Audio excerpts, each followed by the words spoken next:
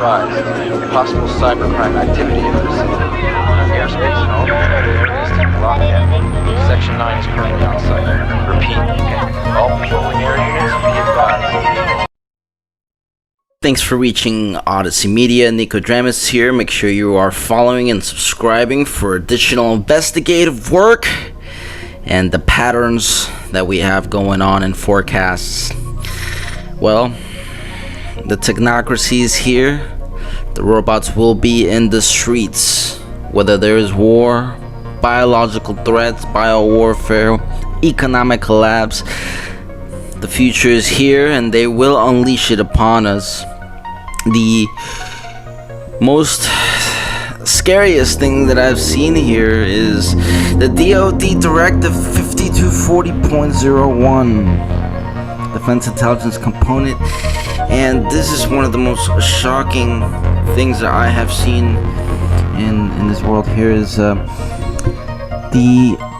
decision to approve the request for the Department of Defense to have a response to chemical, biological, radiological, nuclear, and high-yield explosive incidents. Basically anything national security threats, any type of calamity, economic implosion, that the DoD assistance in responding with assets with potentially for lethality or any situation in which it is reasonable foreseeable that the providing required assistance may involve the use of force that is likely to result in lethal force, including death or serious bodily injury. It also includes all support to civilian law enforcement officials in situations where confrontation between civil law enforcement and civilian individuals or groups is reasonably anticipated. Provision of personnel. I mean, this is the green light for the technocracy that is upon you. Provided by Nico Dramis, Odyssey Media. This thing that the Biden administration pushed through, this new martial law thing. Yeah. This is very disturbing. Jamie, please Google this so we can find out what the actual law states. But it's DoD Directive 5240.01, giving the Pentagon power for the first time in history to use lethal force to kill Americans on U.S. soil who protest government policies. What are they expecting? 5250.01, so it sounds right. Is that what it is? Sorry. Did I tell you what it is? I'm sorry. 5240.01. DoD Directive. This is from RFK Jr. Posted this on Twitter, and I'm finding out about it because people are blowing me up about it. That's fucking terrifying. That is a terrifying thing to push through for the first time in U.S. history, giving the military the ability to shoot.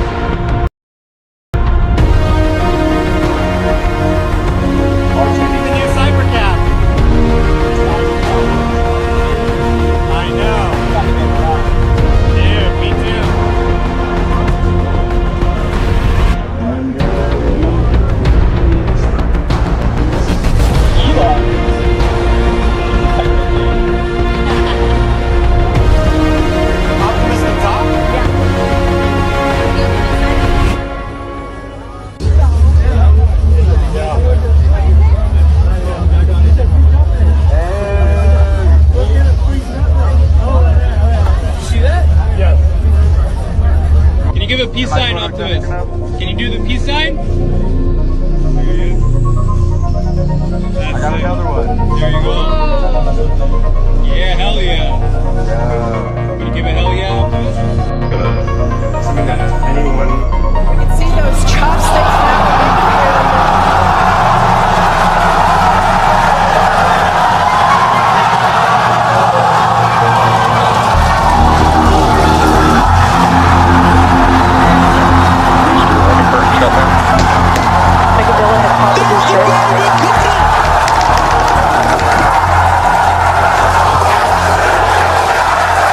This is absolutely insane. On the first ever attempt, we have successfully caught the Super Heavy booster back at the launch tower. What an incredible view! Are you kidding me?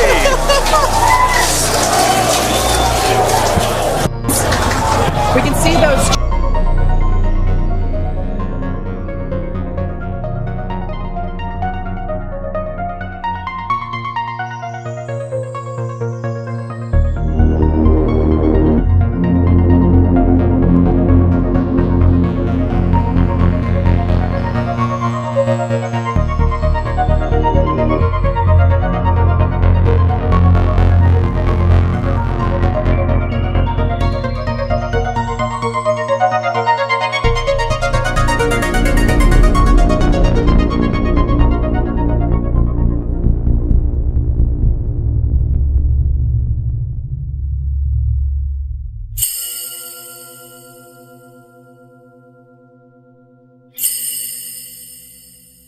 Surely this is a hysterical exaggeration. This guy, you can actually put up that first link if you can in a second when you get back over there. But I thought for sure this was someone just kind of, a little bit too conspiratorial. So here it is. Now, Zero Hedge picked it up from Armageddon Pros, which is a Substack which they often run. It says U.S. military now authorized to kill Americans on U.S. soil.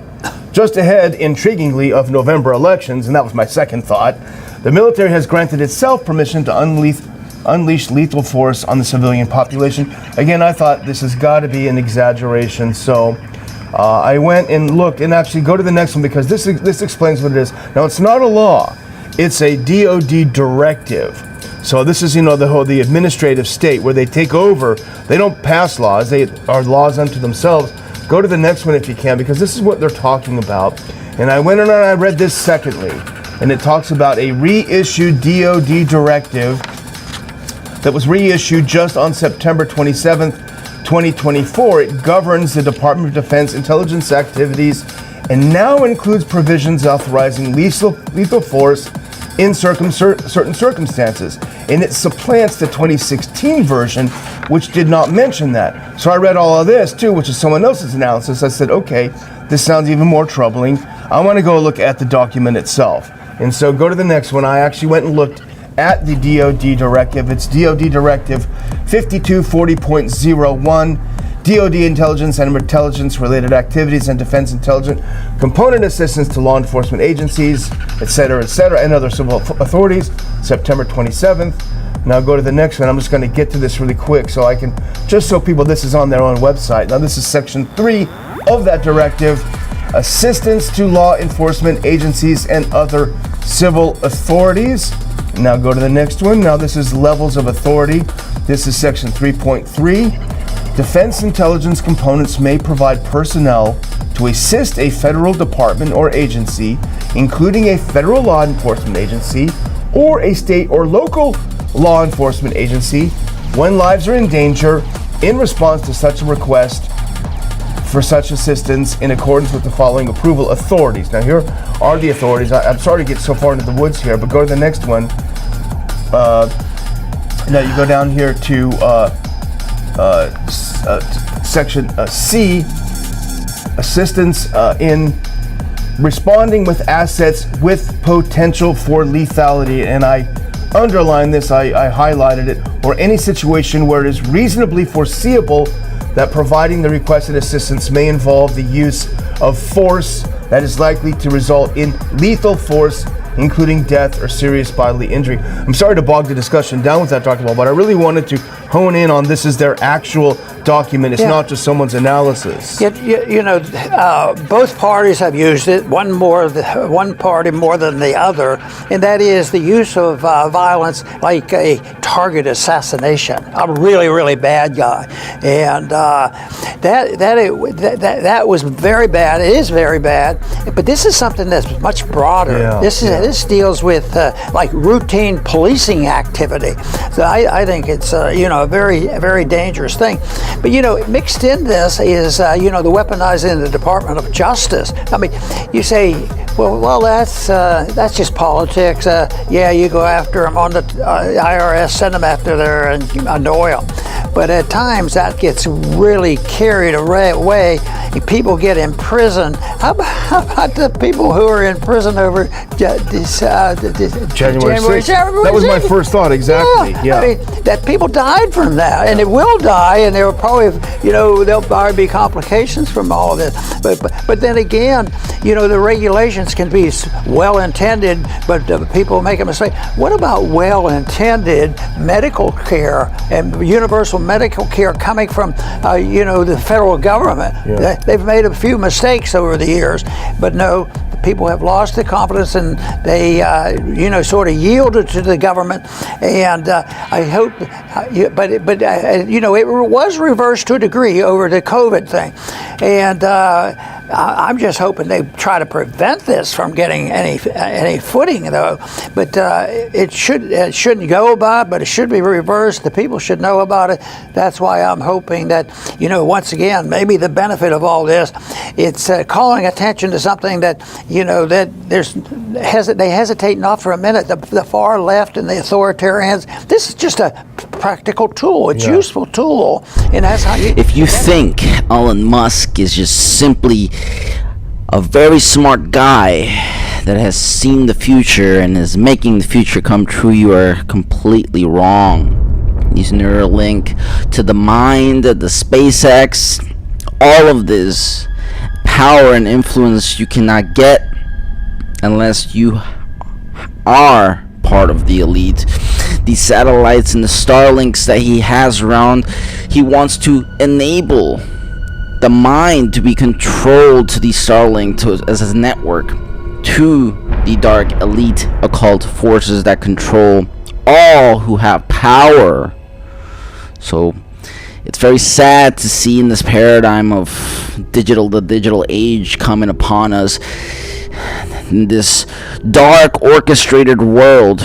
We see that soon the rollout of the security robots will be put out, and any resistance will be taken down. Do we really want this type of dark future? You really think he's been given all of the robots, the Neuralink? I mean, come on. And the government has given a green light for multitudes to be eliminated. Dark world is coming, and we must be prepared to face the truth. The problem with reality and humanity is that we don't know how to distinguish the small and the big. We don't know how to differentiate these things because we don't know the dimensions and the layers of things. The recent LiDAR scans have revealed ancient cities deep in the Amazon and other places. Now, what do all these scans have in common? What if all these pictures have in common? Okay. The big and the small have the same type of synchronicities that line up. Brain neurons to the same as the universe and the galaxies. We are in the inception of God itself in the creation. We must understand these to go beyond.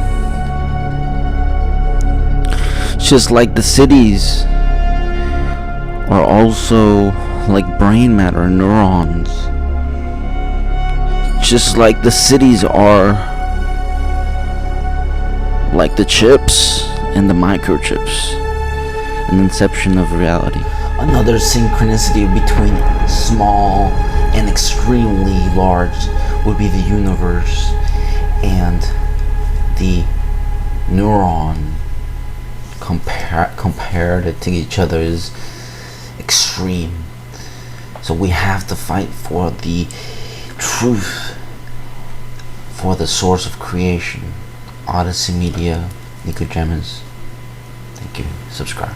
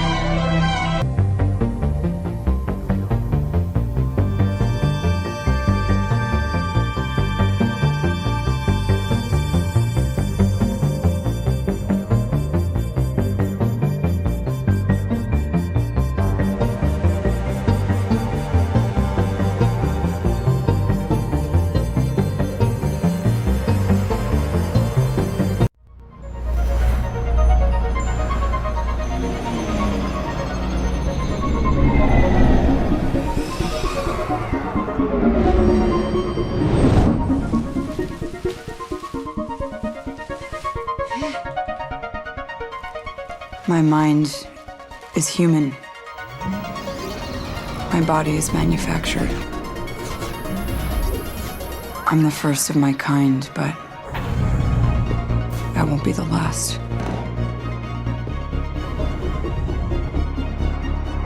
We cling to memories as if they define us. But what we do defines us.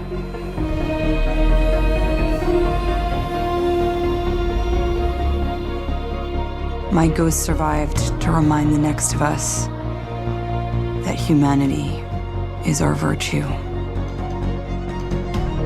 I know who I am and what I'm here to do. 少々事件を取れ。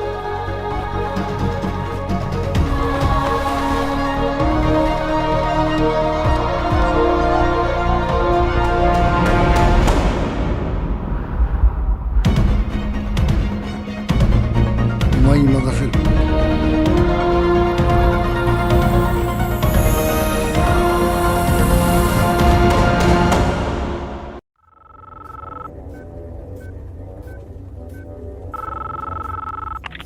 I know you're out there. I can feel you now. I know that you're afraid. You're afraid of us. You're afraid of change.